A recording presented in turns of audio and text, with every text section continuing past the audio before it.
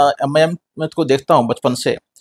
ये एक ऐसी पार्टी है जहाँ पर पब्लिक के सेवा के में जो है दिन रात काम करती है।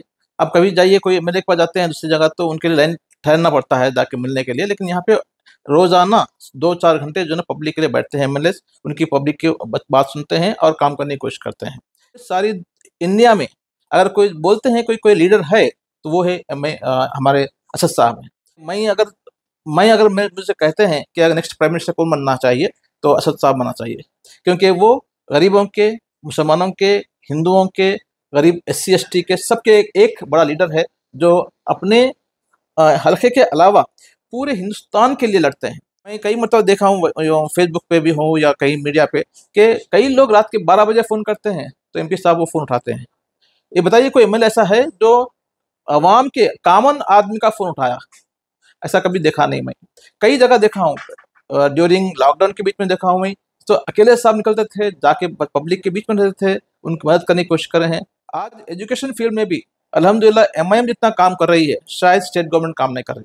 आज जाके देखिए बल्लागुड़ा में सबसे आलीशान बिल्डिंग एमआईएम की है, जो एजुकेशन के लिए, आम गरीब बच्चों के लिए फ्री एजुकेशन दे रही है।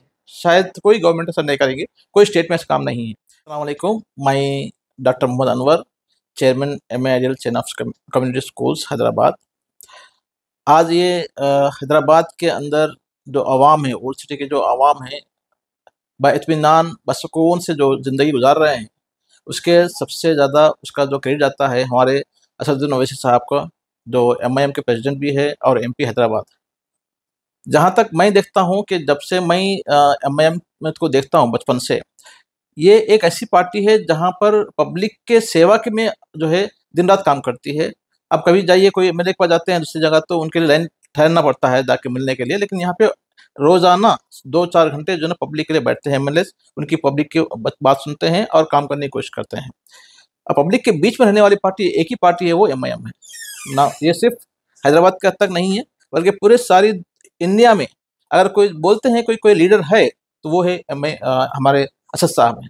जहाँ पर अकेले घूमते हैं, किसी का कोई डर नहीं है, किसी को कोई सिक्योरिटी नहीं है, खुद जो है ना हर जगह निकलते हैं। वो शेर है हमारे हिंदुस्तान के, और जो है हमारे हिंदुस्तान के लिए फ़ख्र है कि मैं अगर मुझसे कहते हैं कि अगर नेक्स्ट प्राइम मिनिस्टर कौन बनना चाहिए, तो असद साहब बनना चाहिए, क्योंकि वो गरीबों के, मुसलमानों के, हिंदुओं के, गरीब एससी एसटी के सबके एक बड़ा लीडर है, जो अपने हल्के के अलावा पूरे हिंदुस्तान के लिए लड़ते हैं। अगर जो है किसी को बोलते हैं कॉन्स्टिट्यूशन क्या है, या उसके बारे में कुछ बोलना है, तो शायद ही कोई ऐसा एमपी कोई है ही नहीं जो उनको इनके बराबर बात करने का जो है वो रखते हैं। लेकिन मैं ये देखता हूँ कि जहाँ पर इंसान आगे बढ़ काम करता है, वहाँ पर जो है बहुत से जोड़ मोड़ आते हैं, कुछ लोग तोड़ने की कोशिश करते हैं, लेकिन हमारे एमपी साहब अकेले पूरे दुनिया में एक मिसाल कायम किए हैं कि ये बता रहे हैं कि हम किससे कम नहीं हैं। चाहे वो कितने भी लोग हमको तोड़ने की कोशिश करें, हम जो है आगे बढ़ते रहेंगे। हम आम आदमी को जो है पूरी जो है सब पूरे लिहाज से, उनके हर लिहाज से मदद करने की कोशिश करेंगे। मैं कई मतलब देखा हूँ फेसबुक पे भी हूँ या कहीं मीडिया पे, कि कई लोग रात के 12 बजे फ़ोन करते हैं तो एमपी साहब वो फ़ोन उठाते हैं। ये बताइए कोई एमएलए ऐसा है जो अवाम के कॉमन आदमी का फ़ोन उठाया? ऐसा कभी देखा नहीं मैं।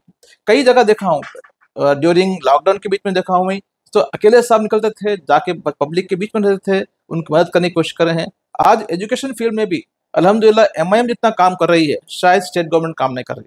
आज जाके देखिए बल्लागुड़ा में सबसे आलीशान बिल्डिंग एमआईएम की है, जो एजुकेशन के लिए, आम गरीब बच्चों के लिए फ्री एजुकेशन दे रही है। शायद कोई गवर्नमेंट ऐसा नहीं करेगी, कोई स्टेट में ऐसा काम नहीं है। तो मैं एमआईएम के तमाम मेंबर्स को, खासतौर पे असद साहब को मैं मुबारकबाद देता हूँ, और मैं उम्मीद करता हूँ कि वो यहीं पर नहीं बल्कि हर स्टेट में इलेक्शन लड़े, और आने वाले दिनों में, अब नहीं इंशाल्लाह आने वाले दिनों में शायद मैं एमपी साहब को जो है ना एज ए पीएम देखना चाहता हूँ। शुक्रिया।